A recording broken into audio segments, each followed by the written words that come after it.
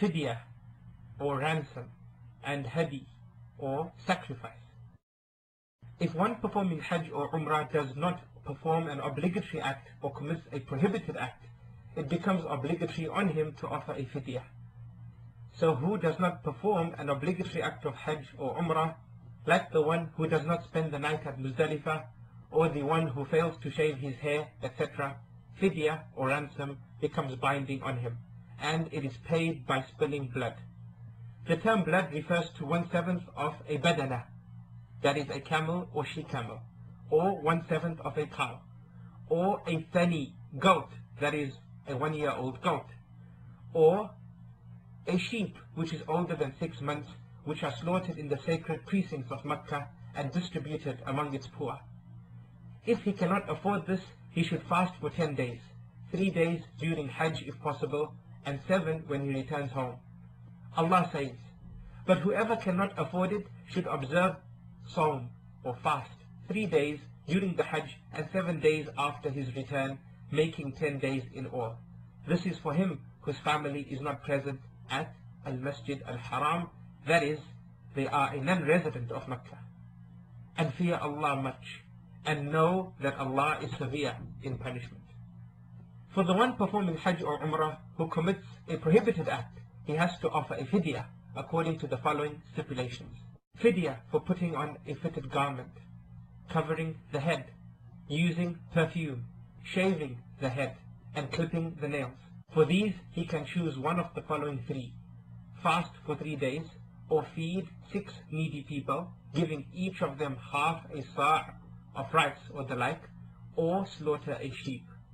As the Prophet, peace and blessings be upon him, said to Ka'b ibn Ujrah when he was in the state of Ihram, do the insects or lice off your head annoy you?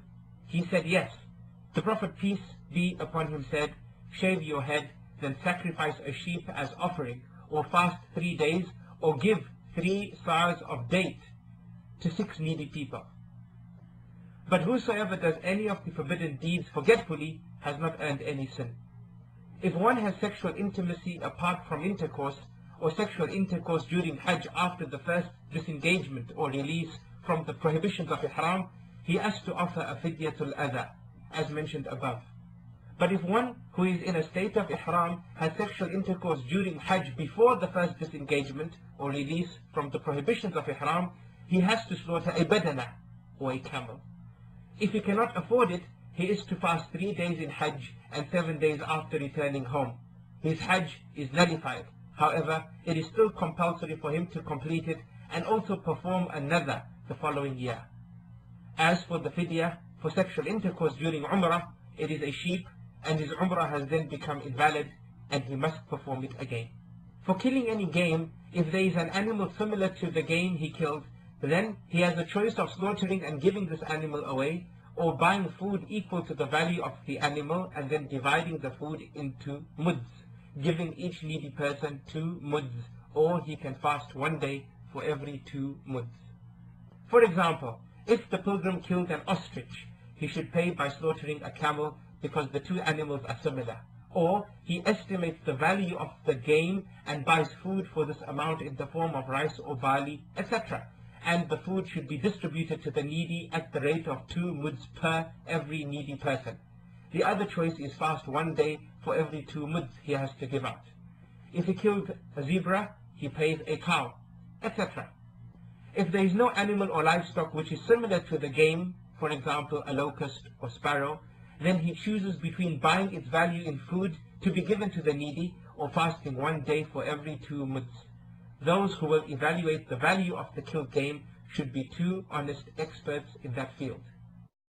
Similar to fidya or ransom is al-hadi, the sacrifice, that is, the animals which are driven to the haram at Mecca for sacrifice.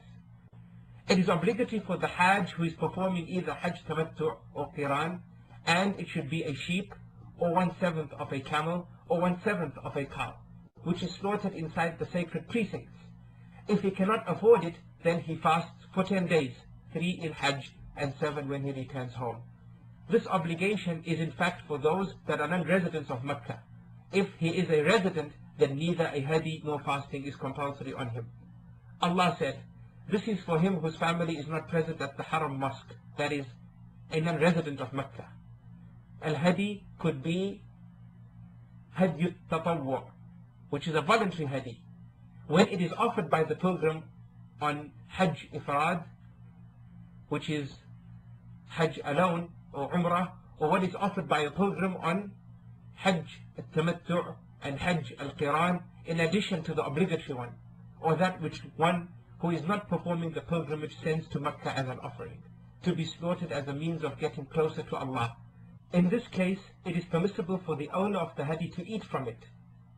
In fact, it is recommended to eat of the voluntary Hadi, as this was the practice of the Prophet, peace and blessings of Allah be upon him, as he, peace and blessings of Allah be upon him, ordered a piece from every camel which he slaughtered to be cooked, and he drank from its broth. The period for slaughtering this Hadi starts after the Eid prayer and continues until sunset on the last day of Tashriq, that is the 13th day. There is another type of Hadi which is known as Hadi of hindrance. The hindrance being an obstruction or prevention from completing Hajj or Umrah, or both of them when they are performed together. Whosoever assumes Ihram for Hajj or Umrah and was prevented by something from entering the house or the Kaaba, or was afflicted by a condition that made him unable to enter the house, he must slaughter the offering in the place he was hindered, and then become disengaged from his Ihram. The Hadi should be a sheep, or 1/7 of a camel, or 1/7 of a cow. The scholars have allowed the pilgrim, if the Hadi is that of either Tamattu' or Qiran, to delegate someone to slaughter his Hadi on his behalf, provided that such a person is trustworthy. However, the best for a pilgrim is to do this himself in accordance with the practice of the Prophet, peace and blessings be upon him.